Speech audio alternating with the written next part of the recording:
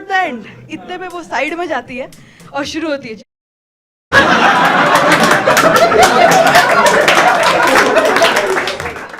आप लोग सब 2026 कैसा जा रहा है आप लोगों का? बढ़िया जा रहा है? बढ़िया जा रहा है, चलो अच्छी बात है। बढ़िया जाना चाहिए। जब 2026 चालू हुआ था ना, मैंने सोचा था मैं खुद पे बहुत मेहनत करूंगी, हाँ तो मैं बेस्ट वर्जन बनूंगी। और सबसे पहले मैं जिम गई। हाँ मैं जिम गई, मैंने देखा रिसेप्शनिस्ट का पेट निकला हुआ था। मैं उसके पास गई, मैं कहा भैया आपका धंधा कैसे चल रहा है, आपका तो पोर्टफोलियो ही खराब है। कह रहा धंधा तो बहुत बढ़िया चल रहा है। वेरी गुड, सीख रहे हो आप लोग, ठीक है, बढ़िया। बहुत अजीब चीज हो गई मेरे को। अचानक से आप जिम जाने लगते हो ना, आप रियलाइज करते हो कि आपको आसपास बहुत हेल्थ कॉन्शियस लोग मिलने लगते हैं।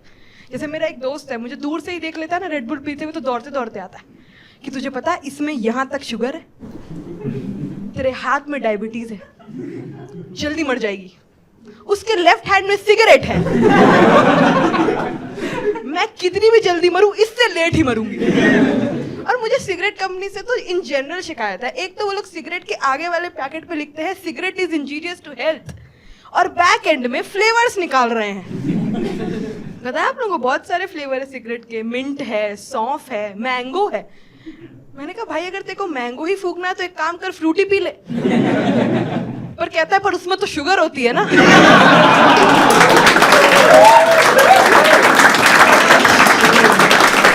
शुगर से मौत नहीं चाहिए, बाकी हर चीज चल जाएगा।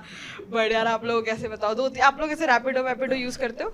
हाँ बढ़िया चीज़ है, मेरे को बहुत पसंद है रैपिडो। और मुझे गुस्सा तब आता है जब मैं रैपिडो बुक कर लेती हूँ और वो आ जाता है, और जैसे ही मैं उसके सामने जाती हूँ मेरे को बोलता है मैडम आपको रास्ता पता है? पता होता तेरे को क्यों बुलाती है?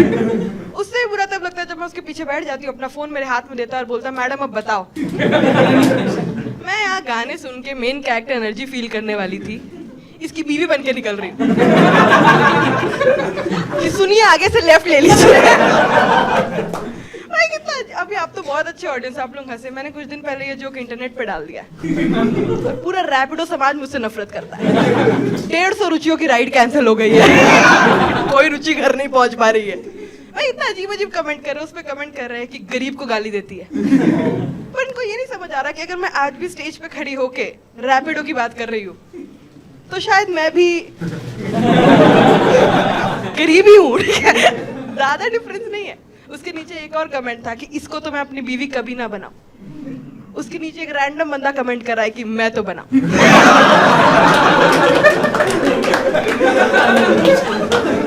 मैं तुम बता दो सिंदूर कौर भरने वाला है। ठीक है, ये इतना टाइम पास मत करो इस चीज को लेके। बट यार आप लोग के पेरेंट्स कैसे, अमीर थे गरीब थे, कैसे थे? कितना अजीब सवाल है ये। तो मुझे पूछने में बहुत मजा आता है। बट आता आपके पेरेंट्स को अमीर होना चाहिए तो गरीब ही होना चाहिए, बीच में कहीं नहीं होना चाहिए। जैसे हम लोग थोड़े अपर मिडिल क्लास में आते थे, इनका ना कॉन्सेप्ट ही अलग होता है। अपर मिडिल क्लास में ना माँ बाप अमीर होते हैं, बच्चे गरीब हो जाते हैं, उनको हम्बल कर देते हैं। कैसे बताओ आपको? मैं जो सोसाइटी में रहती थी, हम लोग इकलौते जो थोड़े वेल टू डू थे। मैं वहाँ पे ऐसे 10 रुपए की भी डेल में लेके जाती थी ना, बच्चे शौक हो जाते थे। उनके पास तो एक्लेयर्स थी ना। तो मेरे पापा का दिमाग खराब हुआ, उन्होंने हमारा एडमिशन डीपीएस में करा दिया। पता है आप लोगों को? हाँ, स्कूलों का करण जौहर। सिर्फ नेपोटिज्म चलता है वहाँ पे। मैं वहाँ पे 10 रुपए की डेयरी मिल्क निकाल रही हूँ, वहाँ बच्चे फरेरो रोशस लेके खड़े हैं। गरीब तो है। ये बार बार पता चल रहा है। बट यार मेरे को ऐसा लगता है, बट मेरे पापा मेरे से दुखी भी थे क्योंकि मैं कभी भी पढ़ाई में अच्छी नहीं रही थी। जैसे मैं कैसे बताऊँ, बहुत खराब थी मैं। जैसे आप लोगों ने तारे जमीन पे मूवी देखी है? हाँ, आप लोग जब देखने गए तो आप लोग इंस्पायर हुए होगे ना।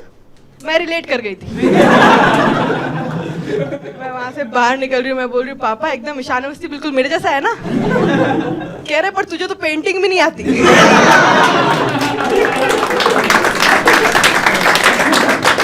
यार ये सब नहीं करना होता है यार, इतना दुख। पर मैंने आपको बता दूं, मैं अपने मम्मी पापा के शादी के 20 साल बाद पैदा हुई। आप सोच सकते हो, इतना पूजा पाठ करने के बाद, गरीबों को खाना खिलाने के बाद, कुत्तों पे रोटी फेंकने के बाद, ये सब करने के बाद मैं हुई। इस पे हंसने वाली बात नहीं थी। मेरे पापा मेरी मम्मी को बोल रहे कि जब इतना अटेम्प्ट लिया ही है, एक और ले ले, इसका दहेज भी देना पड़ेगा। और मैं बिहार से हूँ, बिहार में दहेज बैन है, उतना ही जितना दारू। सब पीते हैं वहाँ पे।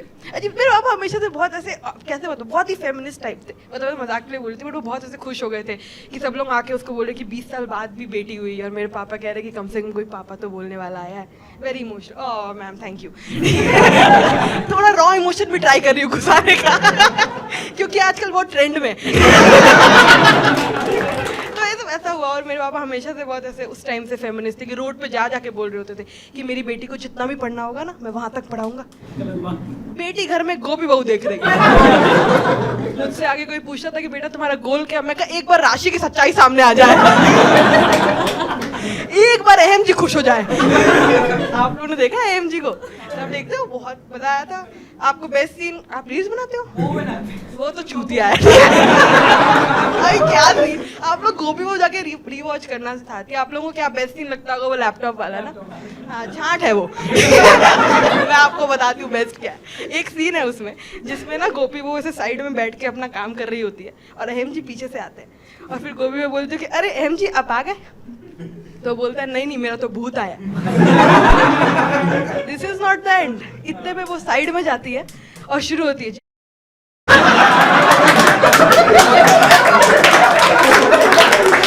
क्या क्रेजी भाई, ये राइट अप कोई कर सकता है? ये कोई टॉप नहीं कर सकता इसको, मैं क्यों ना देखूं। आप लोग ऐसे हंस रहे हो भाई, बहुत मस्त है। अनुपमा की चौथी शादी हो रही है, उसका मेनोपॉज आ गया है, वो टिंडर डेट पे जाना नहीं रुक रही कि क्या पता ये परफेक्ट निकल जाए। बट यार आप लोग से मैंने ना अपनी जिंदगी में बहुत सारे गलत डिसीजंस लिए। हाँ, और मेरे गलत डिसीजंस लेने का सिलसिला तब से शुरू हुआ था जब मैंने 12th के बाद बीकॉम ले ली थी।